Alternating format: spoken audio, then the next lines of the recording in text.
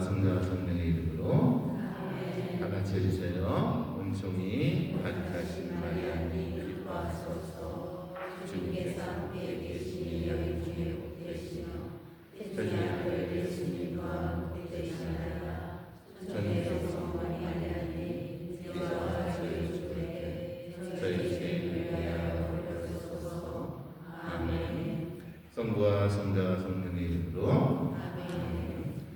네, 먼저 이번 학기라고 하기는 그렇고요. 한 이번 섹션 8번의 강의를 여는 오프닝을 좀 하겠습니다. 사랑하는 우리 형님들, 누님들 잘 계셨습니까? 우리는 바쁜 현대 사회 속에서 신앙을 지키며 살아가고 있습니다. 일상의 분주함 속에서도 하느님과의 친밀한 만남을 이루려는 갈망이 우리 안에 있습니다. 이번 강의를 통해서 그리스도교 전통 안에서 간상과 기도가 단순한 수행이 아니라 하느님과의 깊은 사랑의 관계임을 되새기고자 합니다. 흔히들 기도는 하느님과의 인격적인 만남이라고 하죠. 그런데 이것이 단순한 수단이 될 수는 없습니다. 하느님과의 인격적인 관계를 맺음으로써 우리는 하느님과 좀 더 친밀하게 되죠. 아빌라의 성녀 데레사는 기도란 우리의 친구이신 하느님과 자주 홀로 머물며 사랑 속에서 대화하는 것이다 라고 했습니다. 십자가의 성 요한 역시 사랑이 있는 곳에 하느님이 계신다고 강조하며 기도는 사랑을 키우는 기름을 가르쳤습니다. 그러므로 기도는 우리가 습관적으로 또는 형식적으로 하는 의미가 아니라 내적인 변화의 길입니다.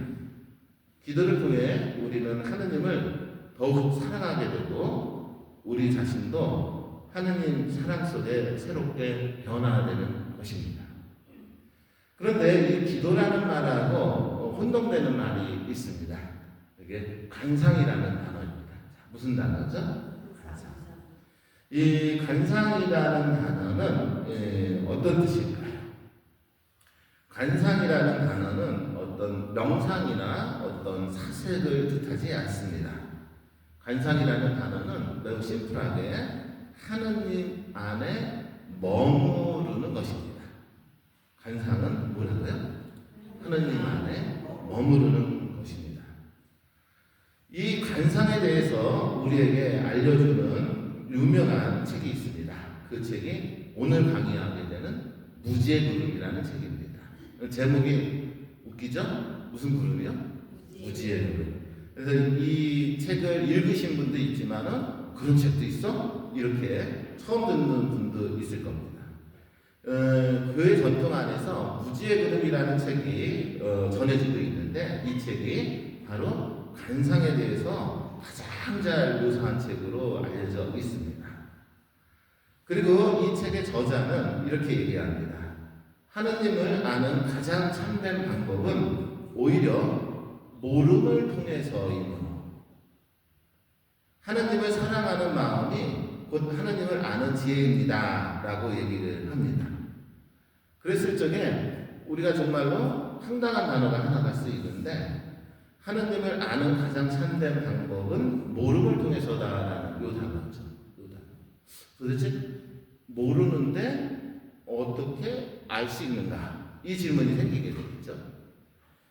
그렇다면 왜 이런 얘기를 했을까요? 거듭 얘기하지만 이 관상이라는 것은 하느님 안에 머무르는 곳이죠. 근데 하느님 안에 머무른다라는 것은 어떤 상태를 얘기하느냐면 그저 하느님이 나와 함께 계심을 느끼고 그냥 하느님이 내 안에서 어떤 움직임을 하시는지 찾아가는 사랑의 행위거든요. 그런데 우리가 기도를 하라고 하면은 사람들이 어떻게 하냐면은 자기가 생각하는 방향으로 기도를 이끌어가요. 또 기도문을 외우느라고 정작 하느님께서 우리 안에서 작용하시는 것을 감각하지 못하게 만들기도 해요. 그러니까 우리가 하느님을 아는 가장 좋은 방법은 모름을 통해서다라는 이 뜻은 바로 이런 의미를 담고 있습니다. 우리가 하느님에 대해서 뭔가를 생각하고 있으면 그것은 우리의 생각일 경우가 많습니다.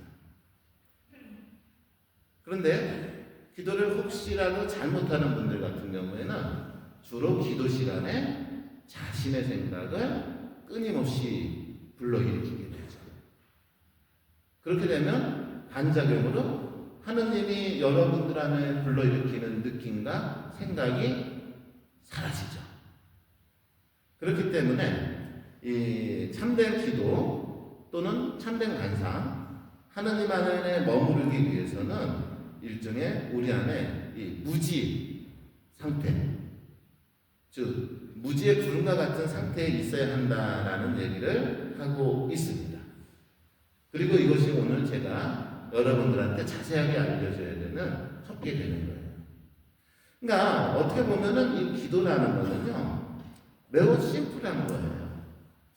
그냥 하느님 안에 머무르고 하느님을 느끼고 그리고 그 느낌 안에서 하느님 안의 친밀감 안에서 사랑을 나누고 그 사랑을 나눈 거가 너무 풍만하기에 내 삶 안에서 사랑이 흘러넘치는 것, 이것을 뭐라고 할 수 있는 거예요? 기도라고 할 수 있는 것이죠. 그런데 여러분들은 이미 이런 걸 다 알고 계시지만 많은 그리스도교 신자분들이 기도라고 하면은 어떻게 생각을 하냐면 방법론으로 생각을 하세요. 방법론. 예를 들어서 로사리오 기도는 어떻게 하지? 이렇게 되는 거죠. 로사리오 기도를 하려면 로사리오 기도는 이렇게 하는 거야. 먼저 사도신경을 하고 주의 기도를 하고 5번 성모성을 하는데 각 단마다 지향이 있어 라고 하면서 그런 식으로 방법론이라는 측면에서 기도를 접근하신다는 거죠. 근데 로사리오 기도를 하든 예수 기도를 하든 어떤 형태의 기도를 하든 간에 사실상은 기도라는 것은 지금 제가 말씀드린 여기에 포커스가 있다는 것이 제 얘기가 아니고 기도를 삶에서 실천해왔던 그리스도의 성인들의 얘기입니다. 그래서 이 얘기들은 여러분들의 삶과 연결시켜서 하나씩 풀어드리는 시간들이 이번에 될 것입니다. 자, 그렇다면 왜 무지의 구름이라는 이 책부터 이 시작을 할까요? 사실상으로는 역사적으로 교회 안에서 기도라는 것이 풍성하게 꼽히고 그러면서 기도 생활이라는 것이 강조하기 시작된 것은 14세기부터예요. 몇 세기요? 14세기. 그러니까 그 이전에도 물론 기도에 대한 가르침이 많이 있었지만은 기도라는 것을 정말로 풍성하게 꼽히었던 시기는 중세 14세기부터이고요. 바로 이 중세 14세기에 기도라는 것을 아주 잘 체계적으로 정리한 대표적인 책이 무지의 구름이라는 책이기 때문에 제가 첫 번째 강의를 이 무지의 구름이라는 책을 통해서 하게 된 것입니다. 자, 여기까지는 이제 제가 뭘 할 것인지 안내를 했어요. 되셨죠? 네. 그리고 그러면 이제 오늘 준비한 강의 얘기 다시 이제 들어갈게요. 다시 한번 그리스도교 전통 안에서는요, 이 간상이라는 단어가 쓰입니다. 간상이라는 단어, 그리고 기도라는 단어가 쓰여요. 그리고 간상 생활이라는 단어가 쓰이고 또 간상 기도라는 단어가 쓰여요.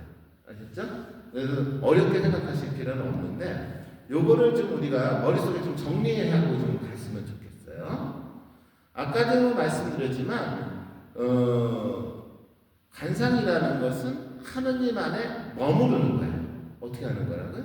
하느님 안에 머무르는 것이죠.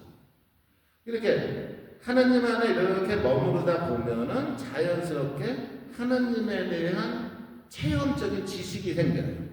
하느님에 대한 뭐가 생겨요? 체험적인 지식이 생기죠. 이 하나님에 대한 이 체험적인 지식이 바로 뭐라고 하냐면 참 진리다.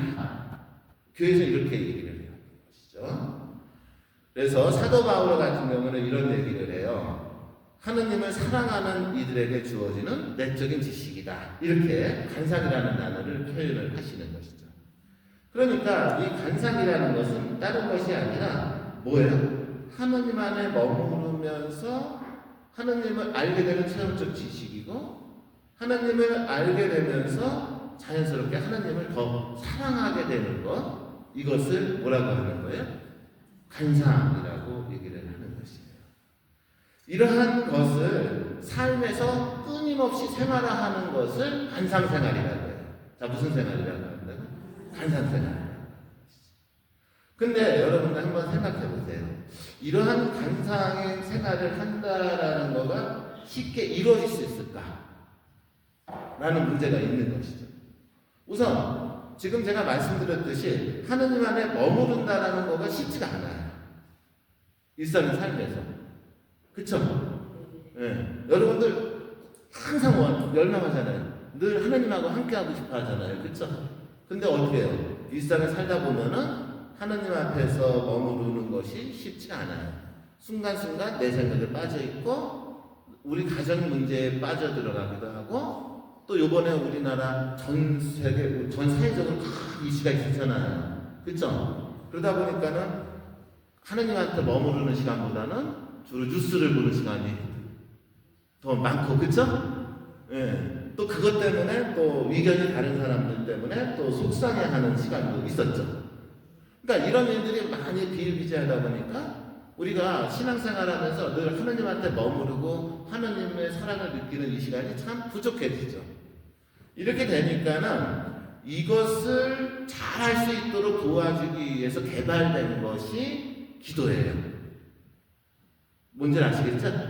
이것을 잘 할 수 있도록 개발된 것이 뭐라고요? 기도인 거예요. 그러니까는 이 기도라는 것 자체가 목적은 아니고 뭘 하기 위해서 개발이 된 거예요? 간상을 하기 위해서 개발이 된 것이죠.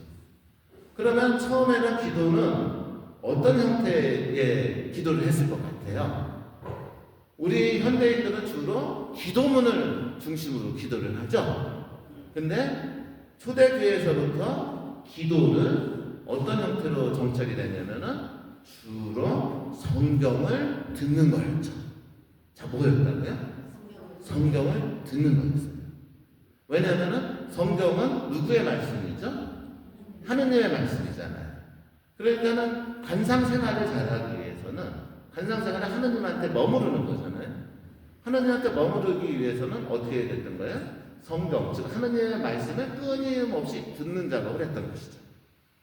그래서 성경을 매일 들을 수는 없잖아요. 하지만은 성경을 한번 들으면은 어떻게 해요? 그 성경 말씀을 곰곰이 하루 동안 생각하는 시간을 갖겠죠. 그죠? 이렇게 해서 발전한 것이 여러분들 렉시오 디비나인 거예요. 자, 뭐라고요?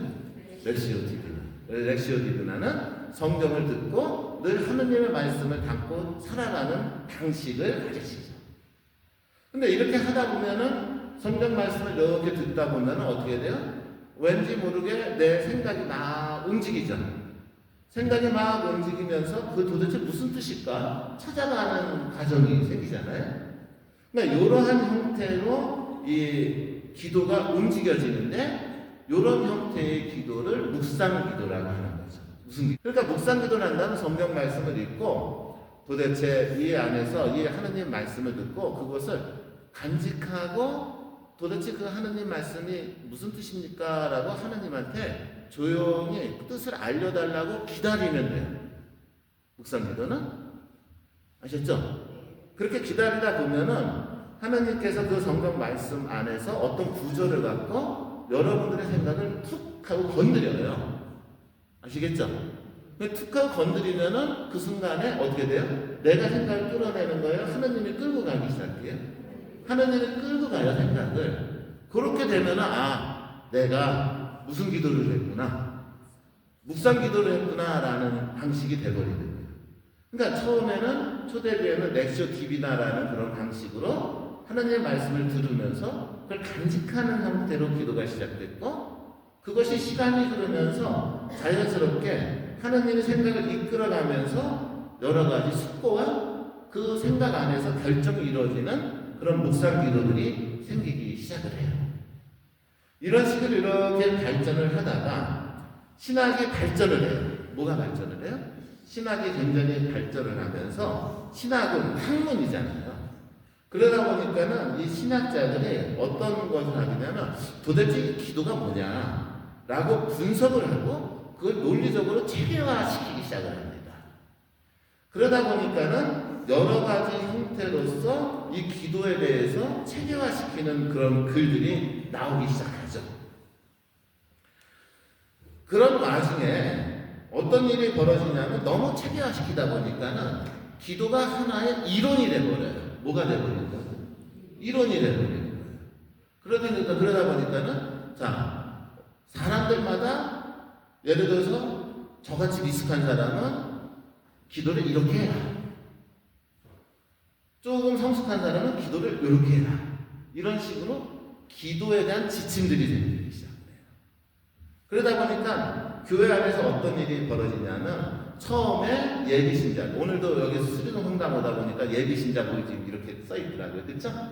그러면은 예비신자들은 기도를 할 줄 모르니까는 어떻게 가르쳐라? 어떻게 가르쳐야 돼요?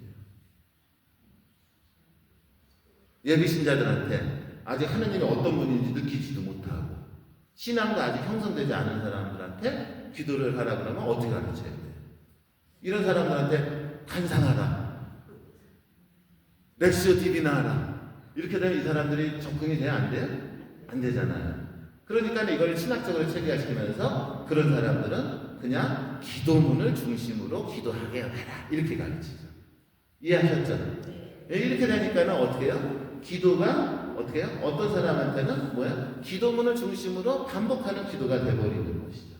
없었던 거예요. 이런 식으로 하면서 이 기도라는 거가 이 영적인 삶, 신앙의 삶에 그렇게 긍정적인 역할을 하지 못하는 여러 가지 문제점들이 막 발견이 돼요. 이러한 문제점들이 발견이 되니까는 교회에 많은 성인들이, 그 많은 참된 그 기도를 했던 사람들이 이러면 안 되겠다. 이 참 기도에 대해서 이 세상 신자들한테 알려야 되겠다. 라는 생각을 갖기 시작하면서 이때부터 기도의 본질이 무엇인지를 알려주는 책들이 세상에 나오기 시작해요. 그리고 그 책 중에 하나가 거듭 말씀드리지만, 자, 무슨 그룹이라고요? 무죄의 그룹입니다. 근데 이 무죄의 그룹이라는 제목 자체도 굉장히 어렵죠. 사실상으로. 거듭 얘기지만 왜 도대체 무죄의 그룹인가? 제가 여러분들한테 작년에 강의를 하나 했어요. 어떤 분 강의를 했냐면요, 리사의 성 그레고리오 성인의 강의를 했어요. 그리고 그 강의에서 여러분들한테 모세의 생애라는 책을 소개를 했어요. 그 모세의 생애라는 책이 어떤 내용이었냐면 모세가 하느님을 만나는 과정을 얘기를 하고 있는 거였죠. 기억나실지 모르지만 다시 한번 말씀드릴게요. 모세가 하느님을 만나러 가요. 그쵸? 그랬을 때 어디서 하느님을 만나죠? 떨기나무. 불타는 떨기나무. 그쵸? 자, 우리가 하느님을 만나요? 어떻게 만나요? 직접 이렇게 만나요? 불타는 떨기나무를 만나요. 불타는 떨기나무로 만난다는 뜻이죠. 그러면 처음에 모세가 하느님을 만난 것은 불을 타는 거니까 불이 뭐예요? 빛이잖아요. 그렇죠? 빛의 모양으로 하느님을 만나요. 그런데 모세가 사람들을 에집트에서 탈출시켜서 광야를 가죠. 광야를 가다가 하느님을 만나러 시나이 산에 오르잖아요. 시나이 산에 오를 적에 뭘 뚫고 가죠? 구름충을 뚫고 가요. 뭘 뚫고 가요? 구름충을 뚫고 가요. 그렇죠? 그러니까 하느님을 만나러 가는데 구름충을 뚫고 가요. 그리고 모세가 하느님을 만났을 적에 빛의 모습으로 하느님을 뵀는데 놀랍게도 모세는 그것을 그 순간을 어둠이라고 표현해요. 뭐라고 표현한다고? 어둠. 그래서 제가 작년에 했던 강의 중에 바로 이 내용이 있는데, 우리가 하느님을 만날 적에는 이렇게 만난다는 거예요. 자, 빛으로 또는 구름층을 통해서 또는 어둠으로 만난다. 이런 얘기를 제가 드렸어요. 기억나실지 몰라요. 나 오늘 처음 오신 분들은 처음 들을 수도 있죠. 그렇죠? 근데 이 얘기가 매우 중요한 거예요. 자, 거듭 얘기하지만 우리가 기도라는 것은 하느님을 만나는 거라고 했잖아요. 그래, 하느님을 만나고 하느님한테 머무른다고 그랬죠? 그랬을 적에 모세의 생애에서 알려졌듯이 우리는 하느님을 안에 어떤 형식으로 머무르게 되느냐라는 문제가 있는 거죠. 그랬을 적에 우리는 하느님을 빛의 모습으로 만나고 머무르게 되고, 또 구름층을 뚫고 가서 만나야 되고, 그리고 무엇으로 체험될 수밖에 없어요? 어둠으로밖에 체험될 수 없다라는 것이 모든 성인들이 하는 얘기예요. 그러니까 여러분들 성인들이라면은 하느님을 직접 이렇게 딱 만나뵙고 그분하고 이렇게 대화한 거라고 생각할 수 있지만, 사실상 모든 성인들은 하느님을 이러한 모습으로 만났던 것이죠. 결국 기도는 하느님을 만나는 거라고 했잖아요. 그렇다면 하느님을 만나는 상황 안에서 우리가 어떻게 만난다라는 거예요? 이 무지의 구름의 저자는 구름 속에서 만난다. 이런 얘기를 하기 시작을 하는 거죠. 그런데 이 구름은 무슨 구름이냐? 무지의 구름이다. 이렇게 얘기를 하고 있는 거예요. 그러면 왜 무지의 구름일까요? 거듭 얘기했지만 하느님을 만날 적에는 우리가 그 어떤 선입견도 가져서는 안 돼요. 뭘 가져서도 안 된다고요? 어떤 선입견도 가져서도 안 돼요. 묵상이라는 것은 내가 하는 거예요? 하느님의 생각을 끌고 가는 거예요? 하느님의 생각을 끌고 가는 거예요. 근데 하느님하고 기도하는 순간에 내가 생각을 끌고 가기 시작하면은 어떻게 될까요? 아까도 말씀드린 하느님은 우리의 생각을 끌고 갈 수가 없게 되죠. 그렇게 되면 하느님한테 진정으로 머무르지 못하게 되죠. 그렇게 되니까 우리한테 필요한 자세는 뭐냐면 우리가 알고 있는 것들, 내가 여태까지 경험했던 것들을 어떻게 해요? 아는 상태로 갖고 가야 돼요? 모르는 상태로 갖고 가야 돼요? 모르는 상태로 갖고 가야 돼요. 우리가 모르는 상태, 즉 무지의 상태에 있을 적에 하느님께서 우리 안에서 더 많이 작용할 수 있다라는 의미가 무슨 구름이라는 뜻이에요? 무지의 구름이라는 뜻입니다. 여러분들은 기도를 어떻게 해오셨는지 모르지만 기도에 대해서 가장 체계적으로 가르쳤던 이 무지의 구름이라는 책은 바로 여기에 그 포커스가 있습니다. 그러면 좀 더 구체적으로 이 무지의 구름에 대해서 좀 설명을 좀 해드릴게요. 이 무지의 구름의 저자는요, 오늘날 누군지 알 수가 없어요. 그래서 많은 사람들이 이 도대체 무지의 구름의 저자가 누구고, 도대체 이 책에서 무엇을 얘기하는지 알고 싶어 해서 많은 학자들이 연구를 했습니다. 그랬더니 대략적으로 이 양반이 어떤 사람인지 밝혀지고, 이 무지의 구름에서 얘기하는 내용이 무엇인지 알려지게 되죠. 이 저자가 누군지는 모르는데 이 저자가 살았던 세계는 아까도 말씀드렸던 기도에 대해서 좀 더 체계적으로 성립하고 있던 14세기였던 거예요. 근데 그 14세기는 유럽 14세기는요 굉장히 어려운 시기였어요. 영국에서 인구의 3분의 1이 사망을 하는 석사병이 발생을 해요. 영국뿐만 아니라 유럽 전체가 그렇죠. 또 아시겠지만 그 당시 교황권은 분리되어 있었어요. 그래서 2명의 교황, 3명의 교황으로 나눠져 있었고, 그래서 교회도 매우 혼란스러웠던 그런 시대였어요. 바로 이런 혼란스러운 시대에 영국에 한 사람이 살았습니다. 이 사람은요, 어떤 사람이냐면요, 무지의 구름이라는 이 책을 이렇게 읽다 보면은 이 양반이 다른 거는 다 몰라도 시편에 대해서 굉장히 박학하다라는 걸 알게 돼요. 시편. 그래서 학자들이 추론하기로는 이 무지의 구름의 저자는 시편 기도를 매일 했던 사람이다. 이렇게 추론이 돼요. 근데 여러분들 알다시피 시편 기도는 어디에서 하죠? 성무일도. 자, 무슨 일도? 성무일도. 그쵸? 여러분들 성무일도 아시죠? 네, 성무일도라는 것은 뭐예요? 처음부터 끝까지 다 시편을 하는 중심으로 하는 기도잖아요. 그쵸? 그런데 옛날에는 성무일도는 누가 많이 했죠? 수도자들이 했죠. 그러니까는 이 무지의 구름의 저자가 시편 기도에 굉장히 박학한 사람이니까 누구였을 것이다? 수도자였을 것이다 라고 추측을 합니다. 하지만 안타깝게도 이분이 어떠한 삶을 살았는지는 알려주지 않아요. 그 참 재밌는 분이죠. 근데 그분이 쓰신 책도 제목이 뭐라고요, 여러분들? 무지의 구름이에요. 아마 이 양반은 자기 스스로를 세상에 드러내고 싶지 않았던 것이 아닐까. 정말로 겸손한 사람이지 않았을까라고 추측을 해볼 수가 있습니다.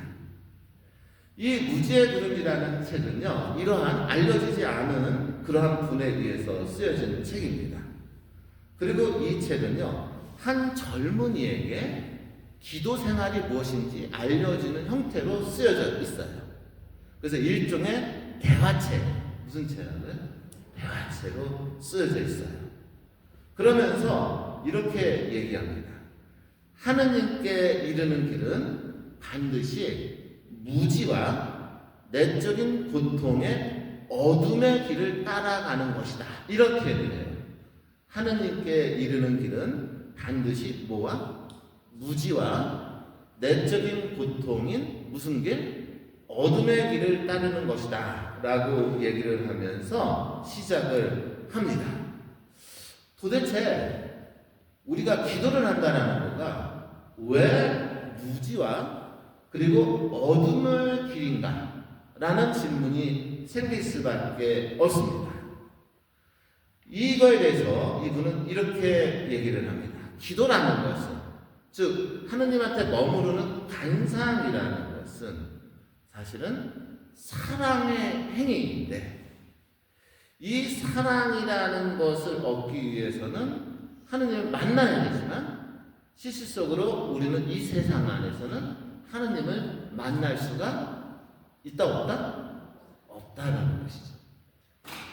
그리고 하느님은 우리의 생각을 초월하는 것이다. 하느님은 무슨 분이시다? 우리의 생각을 초월하는 분이시기 때문에 인간들의 생각으로는 하느님을 알 수 있다 없다? 없다라는 거예요. 그러니까 우리가 하느님을 알고 싶어 하지만 실질적으로 우리의 인간의 생각의 능력으로는 하느님을 알 수가 없어요. 그렇기 때문에 알 수 없는 분을 찾아가는 그 길은 결코 순탄치 않아요. 그래서 알 수 없는 분을 향해 가는 그 길은 마치 어둠 속을 걷는 것과 같아요. 즉, 우리가 무엇을 보고 저게 보이면은 거기를 보고 가잖아요. 그죠? 그런데 하느님을 향한 이 기도의 길은 뭔가 보이지 않는다는 거예요. 이것이 원래 기도라는 거예요. 이것이. 그러니까 어둠 속이고 구름층을 뚫는 것과 같은 것이다 라고 얘기를 해요. 그러면서 이런 얘기예요. 하느님을 만나는 것은 체험이다. 뭐다? 체험일 뿐이다 라는 것이에요. 그리고 이 체험은 사람마다 다 다르고 그렇기 때문에 표현될 수 있다 없다? 없다 이렇게 얘기를 해요. 근데 아무리 생각해도 저는 그런 것 같아요. 저보고 하느님이 어떤 분이십니까? 얘기하라 그러면 정말로 표현할 수가 없어요. 물론 교회에서는 그 하느님을 표현하기 위해서 여러 가지 방식으로 얘기를 하죠. 하지만 무지의 구름의 저자는 하느님은 그 어떤 것으로도 표현될 수 있다 없다? 없다 라고 얘기를 합니다. 그리고 모든 성인들은 다 그렇게 얘기를 해요. 그렇기 때문에 기도생활, 기도를 한다라는 것은 사실상으로는 알 수 없는 것. 그것을 향해 가는 길인 거죠. 그렇기 때문에 기도 생활은 무슨 구름인 거예요? 무지의 구름이다 라고 얘기를 해요. 자, 그런데 이 양반이 무지의 구름에 들어가면 하나의 중요한 구름이 하나가 더 나온다 이런 얘기를 해요. 그래서 도대체 어떤 구름이 또 나올까 이렇게 파묻혀 보니까 이 양반이 어떤 단어를 쓰냐면 망각의 구름이라는 단어를 써요. 자, 무슨 구름이라는 단어를 썼다고요? 망각의 구름. 이제 대충 무지의 구름이 뭔지는 알겠는데 또 망각의 구름은 또 뭘까 이런 생각이 들죠. 하느님은 알 수 없어요. 어떻게 해서든 설명될 수 없어요. 그런데 사람들은 늘 그 하느님을 설명해 왔어요. 그죠? 그죠? 예를 들어서 여러분들 요번에 사태 때 유명한 그 목사님 한 분 세상에 나와서 막 연설했죠. 누군지 아시죠? 예, 유명한 목사님 있잖아요. 그쵸? 그 양반이 하는 설교나 강론을 들으면은 하느님은 이런 분이다라고 이렇게 그려져요. 그렇겠죠? 맞죠? 그럼 여러분들 한번 생각해봐요. 가톨릭 신자로서 그 목사님이 얘기하는 하느님이 맞을까요? 아니, 들어볼 필요도 없겠죠. 한번 생각하세요. 뒤를 듣는 거예요. 과연 맞을까요? 뭔가 문제가 있을 것 같지 않으세요? 왜 그럴까요? 그 목사님은 자기가 생각하는 하느님을 만들어서 사람들한테 얘기를 하고 있거든요. 그쵸? 자, 그러면 왜 망각의 구름으로 가야 할까요? 같습니다.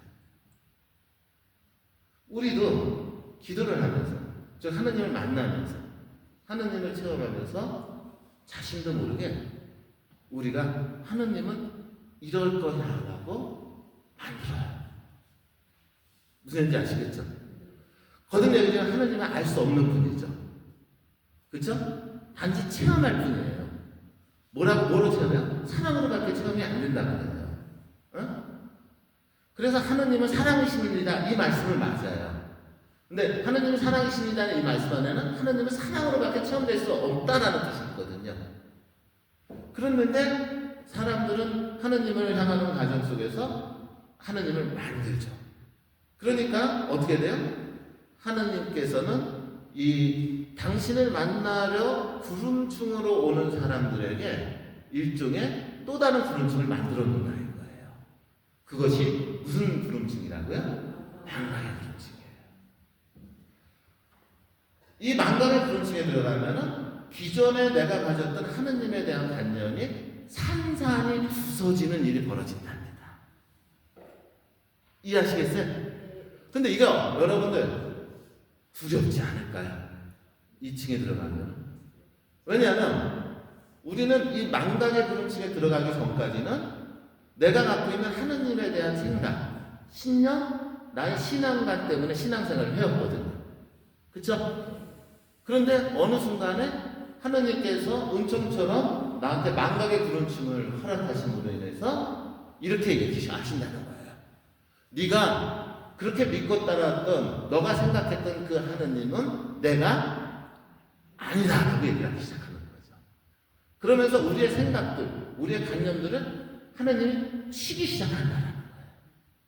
그렇게 되면 그 순간이 우리한테는 뭐로 다가올까요? 두려움. 고통이죠. 그죠? 이 두려움, 고통, 이것을 어둠이라고 표현하는 거예요. 이해하시겠죠? 그래서 무지의 구름의 저자는 구름이라는 단어를 쓰기도 하고 어둠이라는 단어를 쓰면서 이 기도 생활을 하는 과정은 일종의 구름층을 뚫고 가는 것과 같다. 또 어둠 속에 있는 것과 같다라고 표현하면서 기도라는 것이 좀 더 디테일하게 무엇인지를 알려줘요. 다시 한번 해볼게요. 기도는 뭐예요? 하느님 만남이에요. 하느님 만나면 어떻게 하는 거예요? 하느님 안에 머무르는 거예요. 하느님 안에 머무르다 보면 어떻게 돼요? 하느님을 체험해요. 하느님을 어떻게 체험해요? 사랑으로 체험해요. 그러면서 자연스럽게 사랑 때문에, 하느님에 대한 체험 때문에 하느님을 알아가요. 이것이 기도예요.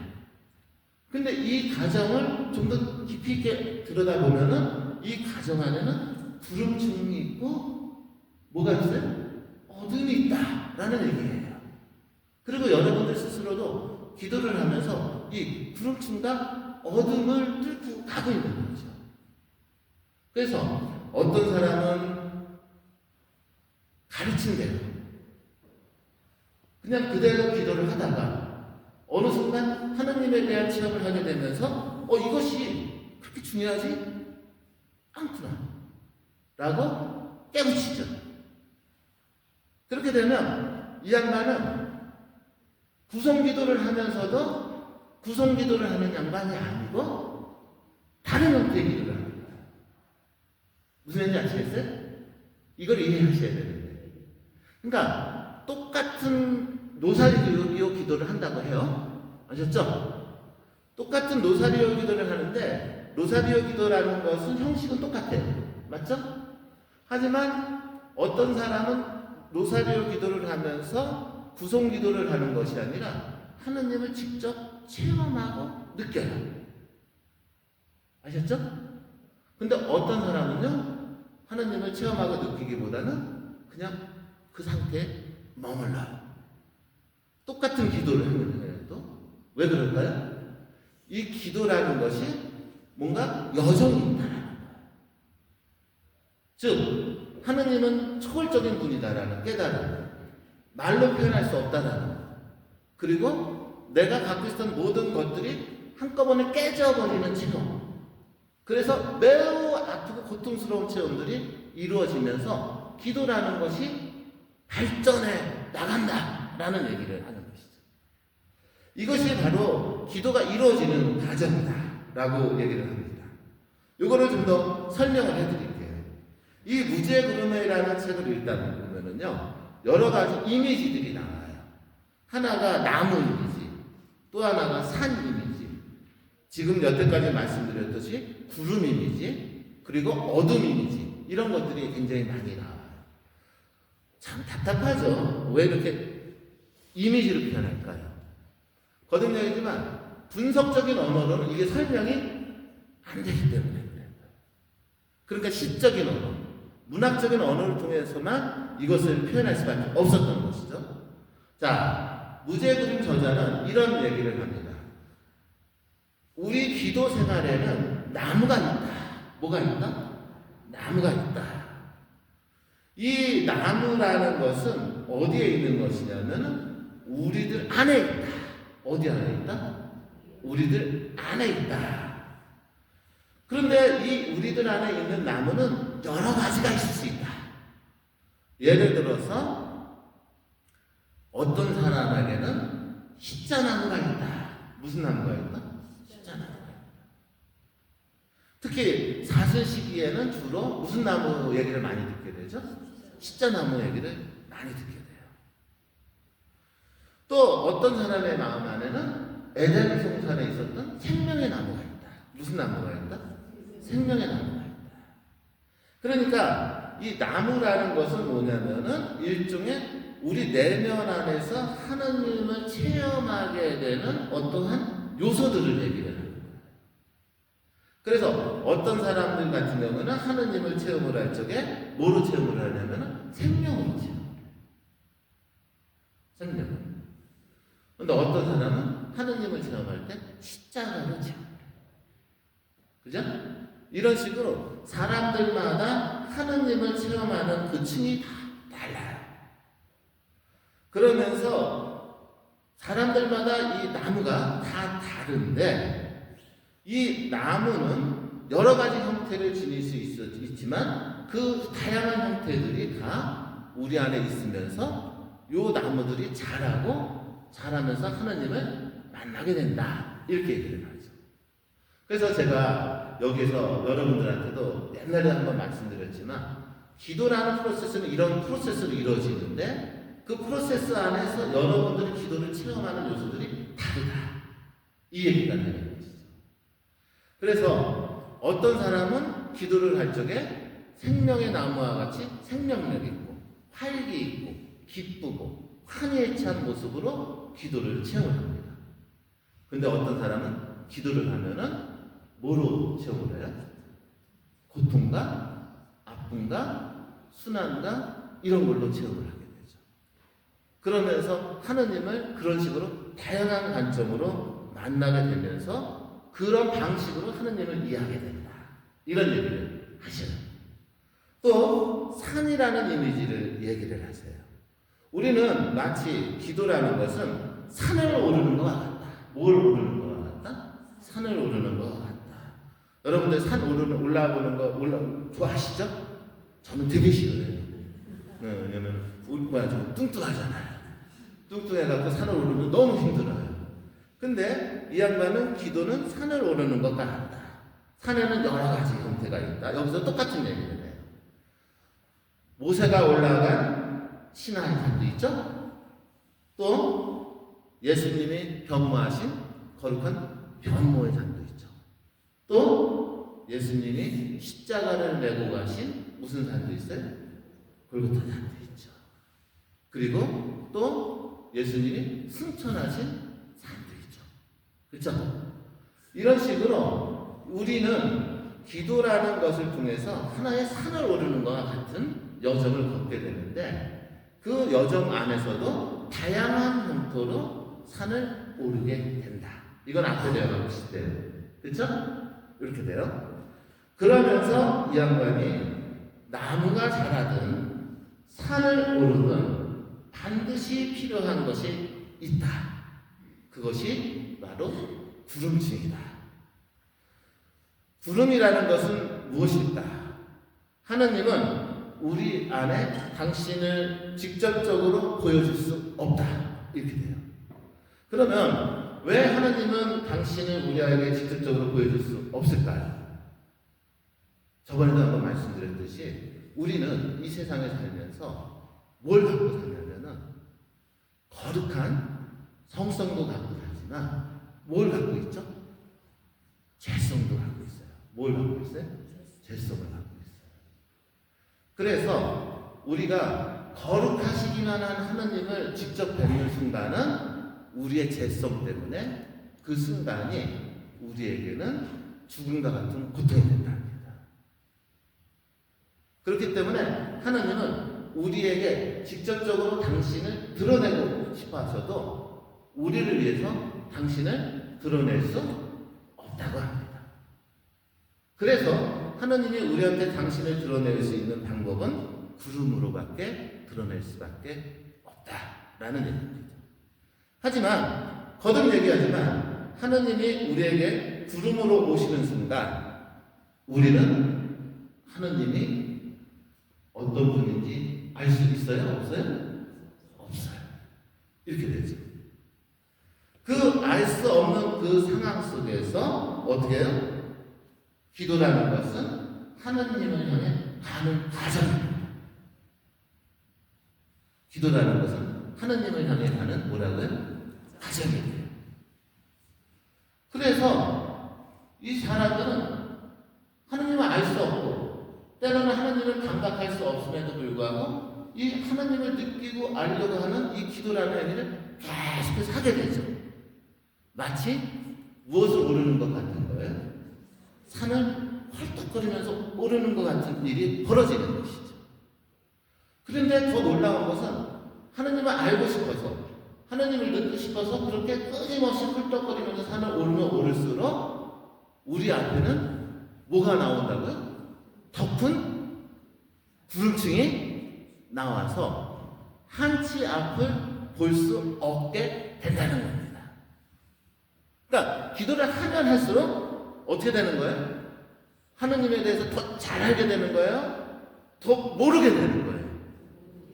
더 모르게 된다는 거예요. 근데 이것이 맞는다라는 거예요, 이게 지금.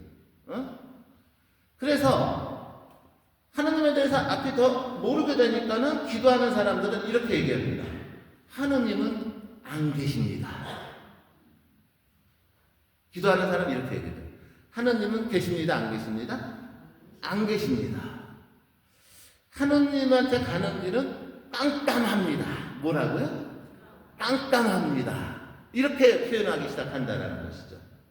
이해하셨죠? 그러니까 자 보세요.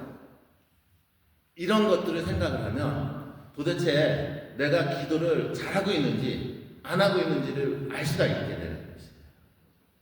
물론 어떤 사람들은요, 사람들마다 다르니까 기도를 하면 할수록 하느님에 대해서 더 신앙도 커지고 또 확신도 있고 더 잘 알 수 있는 분도 있을 거라고 저는 생각을 해요. 그런데 많은 성인들은요, 기도를 하면 할수록 하느님은 계신다 안 계신다? 안 계신다? 앞이 보인다 안 보인다? 안 보인다 라고 하면서 기도해요. 이해하시죠? 그러면 여러분들 하느님을 만남, 하느님을 체험하는 그 길은 어떤 것이죠? 아주 심플한 것이에요. 그저 하느님을 만나고자 하는 열망을 지니고 그렇게 하는 것 뿐인 거예요. 그리고 그 열망이 커지면 커질수록 하느님은 알 수 없고 하느님한테 가는 길이 더 깜깜하다라는 것 때문에 절망하기도 하고, 하지만 절망 속에서도 그 길을 멈춰요? 계속 가는 거예요? 계속 가는 거가 기도예요. 이해하시겠죠? 말로는 이해가 되죠. 그쵸? 저놈이 무슨 얘기 하는지. 근데 분명히 알아들으시는 것 같아요. 자, 그러다 보면 아까도 얘기했듯이 어떤 일이 벌어지는 거냐면은 그 과정 안에서 하느님이 구름 속에서 작용을 하셔요. 나는 하느님에 대해서 알 수 없다. 하느님한테 가는 길에 어둡고 깜깜하고 고통스럽다라는 그러한 체험이 온 사람들에게는 이제 하느님의 작업을 할 수가 있어요. 뭘 할 수 있어요? 작업을 할 수가 있어요. 작업. 왜냐하면 얘가 힘이 다 빠졌거든요. 아셨죠? 응? 얘가 다 힘이 빠졌어. 그래서 얘는 이제 자신의 생각도 자신의 느낌도 다 버리게 돼요. 아셨죠? 그렇게 되면은 얘는 어떤 상태냐면 순수한 상태가 되는 거야. 자, 순수한 상태가 되는 순간 하느님이 이 영혼을 끌고 갑니다. 요때 생기는 거가 간상기도입니다. 무슨 기도라고요? 간상기도. 이해하셨어요? 그러니까 간상기도라는 것은 언제 이루어지는 거예요? 내가 하느님을 하는 열망을 갖고 구름춤과 어둠춤을 겪으면서 내가 알았던 것이 잘못됐어. 내가 갖고 있는 느낌이 잘못됐어. 그리고 이 생각과 느낌에 연연하지 않게 돼. 그리고 어떤 생각과 느낌이 들어와도 그것이 하느님을 향해 가는데 방해가 돼? 안 돼? 안 돼! 그러면은 이 영혼이 진짜 하느님이 이끄시는 대로 끌어갈 수 있는 준비가 된 영혼이 돼. 그러면은 하느님은 이 구름춤과 어둠춤을 통해서 이 영혼을 준비시킨 상태에서 당신의 직접 이 영혼한테 개입하면서 이 영혼의 생각을 건드려. 이 영혼의 느낌을 건드려. 그러면 이 영혼은 자신의 생각, 관념들을 다 버렸기 때문에 어떻게 해? 저 안에 끌려가. 이해했죠? 그죠? 이 순간이 바로 간상기도의 상태가 됩니다. 그러면 이 간상기도의 상태에 도달하는 영혼은 어떠한 삶을 살게 될까요?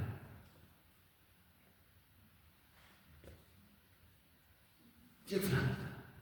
야, 너 저기 가서 너한테 욕한 사람 용서해줘. 그러면은 이런 상태에 있는 사람은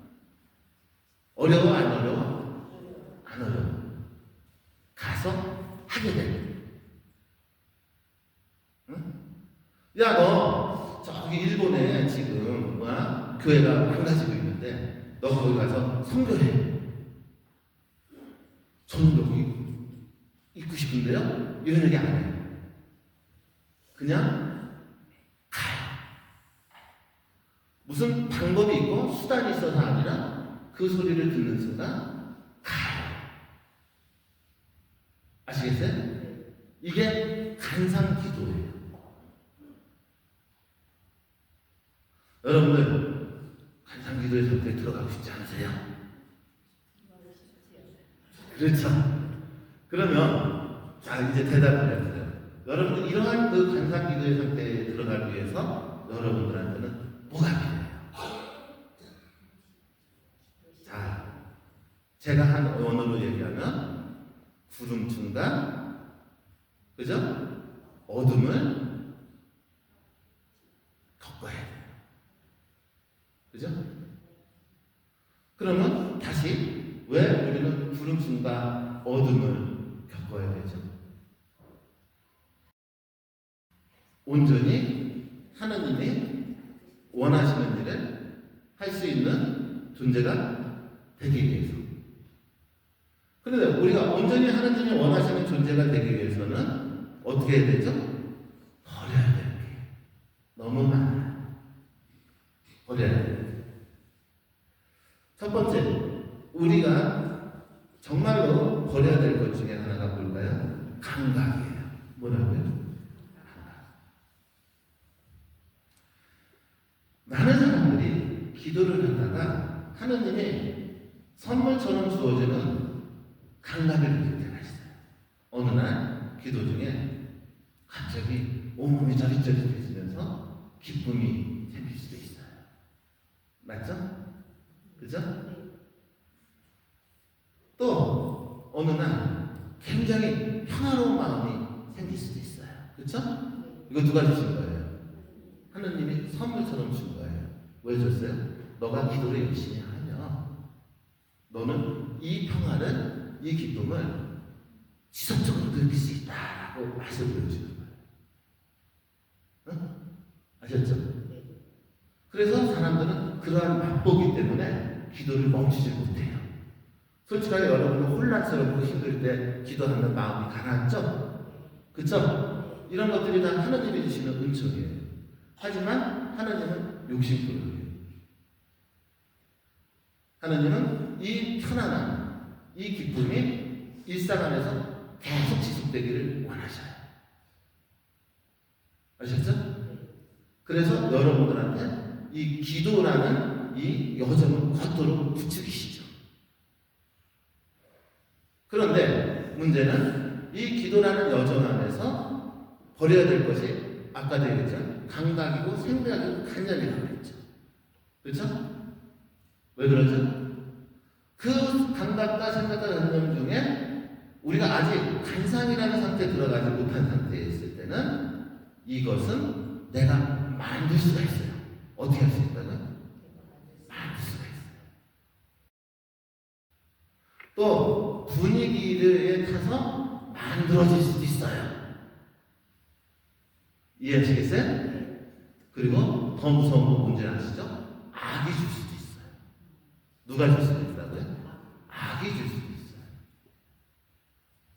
그러다 보니까 정말로 하나님이 주시는 평화, 기쁨 속에 머무르기 위해서는 우리의 감각이 그 상태로 있어야 돼요. 뭔가 정화돼야 돼요. 정화돼야 돼요. 근데 감각이 정화된다는 것은 뭐냐면 어떠한 감각적인 움직임이 와도 요지부동해야 돼요. 무슨 부동? 요지부동. 그거에 연연하지 않는 상태가 진짜 정화된 상태인 것이죠. 그러니까 제가 그런 얘기 하잖아요, 여러분들. 우리 연애 때 다들 기억나세요?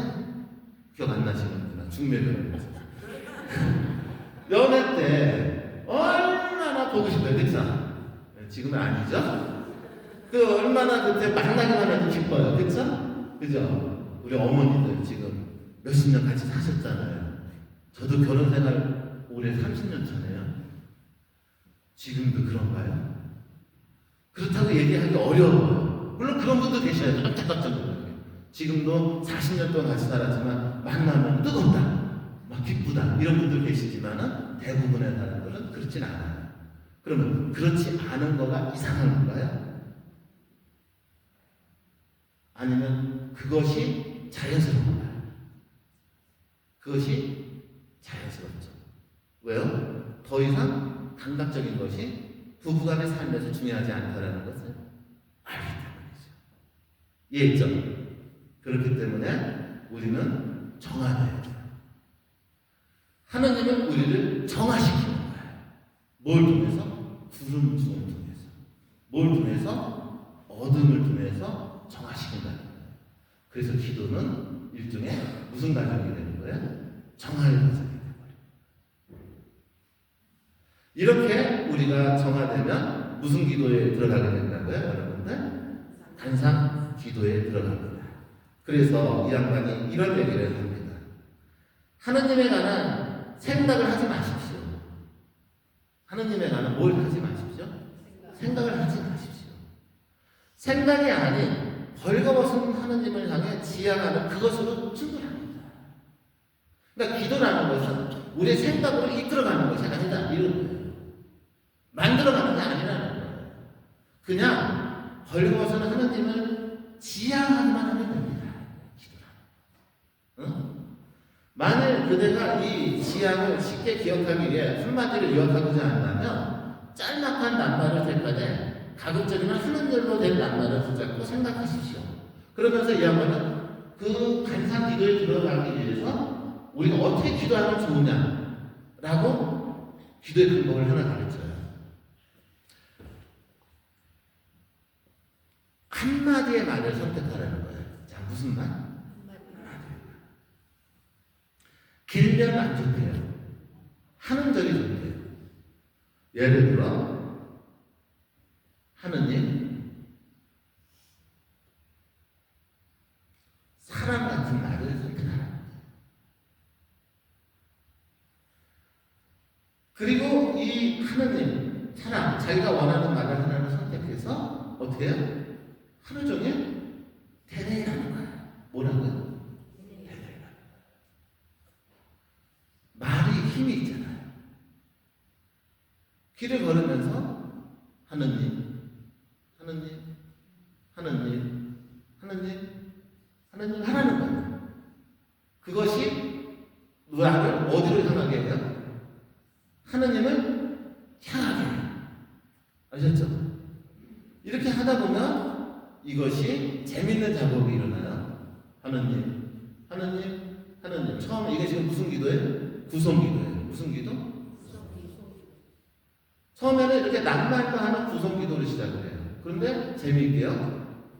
이렇게 하면은 하느님께서 우리의 지성을 툭 하고 건드려요. 이해하셨죠? 지성을 툭 하고 건드려요. 이 말만 해요.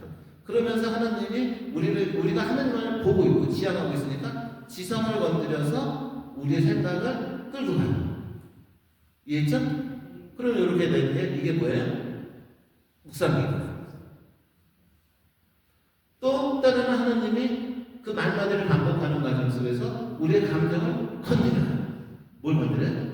감정을 건드리면서 뭔가를 느껴요. 그러면 요거 무슨 기도라고요? 정강기도. 자, 무슨 기도? 정강기도.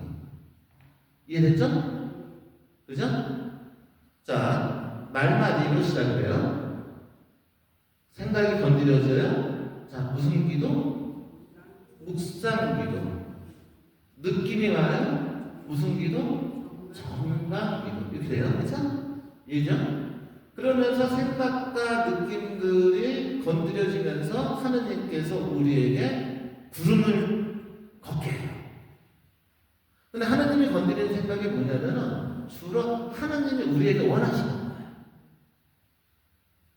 그래서 여러분들의 일상의 삶에서 해결되지 않은 문제를 하느님이 건든다는 거예요. 그러면은 이 여러분이 하느님 하면서 기도하다가 하느님께서 나에게 원하시는 생각을 그렇게 해서 건드려 주니까 이거에 대해서 고민하게 돼, 안 하게 돼? 하게 되죠. 그러니까 어떻게 돼요? 이 문제를 그냥 놔둬요. 해결해야 된다는 생각이 생겨요. 해결해야 되는 생각이 생기고 의지가 나요. 그러면서 의지가 움직이면서 아, 내가 이것을 고쳐야겠구나라고 생활이 변화가 와요. 또 느낌을 건드렸는데도 그 느낌도 여러분들 좋은 느낌도 있지만 불편한 느낌도 있어요. 어떤 느낌도 있어요? 불편한 느낌도 있어요. 어떤 느낌이냐면 저 같은 경우에는 가끔가다 옛날에 내가 굉장히 싫었던 상황에 대한 느낌이 확 떠오를 때가 있어요. 기도하면. 그러면은 이걸 물어봐요. 하나님한테. 하나님 왜 나한테 이것을 건드리십니까? 이렇게 돼요. 평온했는데. 그래서 물어보면은 하나님의 들리지 않는 소리가 들리는데 너 그 문제 아직 해결하지 않았지 않느냐. 네 마음에 아직도 그때 같은 상처가 아직도 곰고 있다. 이렇게. 그러면서 너가 받았던 그 느낌, 그 상처들을 너가 스스로 해결하려고 노력해야 되지 않겠느냐라고 건드리시면서 그게 나를 자꾸 괴롭게 하나님 만들어요. 그러면서 묵상과 정담이 이루어지다 보면은 어떻게 돼요? 생활이 조금씩 변해요. 생활이 어떻게 돼요? 조금씩 변해져요. 그래서 그동안 해결되지 않았던 문제들이 어느 정도 정리가 돼요. 아시죠? 이렇게 정리가 되면은 이때부터 하나님께서는 이 영혼을 아주 심플리티하게 만들어요. 단순하게. 그래서 이 영혼이 생각이 와도 흔들리지 않고 느낌이 와도 흔들리지 않을 정도의 영혼으로 만들어버려요. 그러면은 이때부터 이 영혼이 하는 기도가 단순한 기도예요. 무슨 기도라고요? 단순한 기도가 되는 거예요. 응? 그리고 이렇게 영혼이 단순해졌다는 얘기는 아까 얘기했듯이 이 영혼은 구름 춤과 무슨 춤을 뚫고 온 거예요? 어둠 춤을 뚫고 온 것이 되어버려요. 그러면은 그때부터 아까 제가 얘기하는 하나님에 대해서 기도가 내 안에서 이루어지는 무슨 기도가 되어버려요? 간상 기도가 돼요. 그리고 이 간상 기도의 끝은 우리는 어디로 이끌어 간다고 할까요? 바로 하나님한테의 일치의 상태로 이끌어가는 일치 기도를 이끌어 간답니다. 자, 무슨 기도를 이끌어 간다고? 일치의 기도로 이끌어 간다는 거예요. 자, 이때부터는 내가 아니에요. 간상 기도를 넘어서게 되면 하나님하고 굉장히 밀착된 존재가 돼요. 밀착된 존재가 되는 순간에 예수님이 받은 고난이 예수님의 고난이 아니고 내게가 돼요. 예수님의 하신 말씀이 바로 나의 삶에서 탄신하네요. 이러한 상태를 무슨 기도의 상태라고 하는 거예요? 일치 기도의 상태라고 합니다. 자, 오늘 저는 매우 간략하게 기도라는 여정이 무엇인지 무지의 그룹이라는 책을 통해서 또 성인들의 가르침을 통해서 여러분들한테 알려드렸습니다. 똑같은 얘기를 일부러 계속 반복했어요. 지겨웠죠? 근데 왜 똑같은 얘기를 계속 반복할까요? 그만큼 중요해요. 기도라는 거는요, 바로 이런 과정이 있다. 그리고 이런 과정을 통해서 우리는 하느님한테 정화되고 우리가 원해서 간상 기도에 들어가는 것도 아니고 우리가 원해서 일치 기도에 들어가는 것이 아니라 우리는 기도를 통해서 우리의 생각과 감각이 하느님에 의해 정화되는 고통을 겪고 나서 영혼이 하느님이 이끄시는 대로 아주 단순한 존재, 어린이와 같은 존재가 되면 이 어린이와 같은 존재가 되었을 적에 이때부터 하나님의 우리를 온전히 이끌어가는 반상 그리고 하나님과 하나가 되는 무슨 일치의 기도의 상태로 갖고 간다라는 것이 기도에 대한 모든 가르침에서 가장 큰 핵심이기 때문에 그렇습니다. 그리고 그 안에서 우리가 반드시 기도하면서 겪어야 되는 것이 바로 무지의 뭐라고요? 구름입니다. 기도라는 건요, 바로 이런 거예요. 제 얘기가 아니라 성인들의 얘기입니다. 그리고 이 얘기를 누가 반복하냐면 아빌라의 성녀 테레사가 십자가의 정교하니 모든 기도 신앙의 완성자들이 이 얘기를 반복합니다. 그래서 저는 이 큰 이야기를 통해서 여기서 멈추는 것이 아니라 좀 더 디테일하게 각 기도마다 어떠한 과정이 있고 그 안에서 하나님하고 인간이 어떤 식으로 만나게 되고 그 안에서 우리가 어떻게 변화되고 어떻게 성장하는지를 여러분들 이번 섹션 동안에 여러분들한테 강의를 하려고 왔던 거예요. 그리고 오늘 첫 강의는 정말 재미가 없는 거죠. 아시죠? 그러나 재미가 중요한 건 아닌 거 다 아시잖아요. 분명히 여러분들 안에 뭔가를 얻으실 수 있는 요소가 있을 거라고 희망하면서 오늘 다음 시간은 2주 후죠?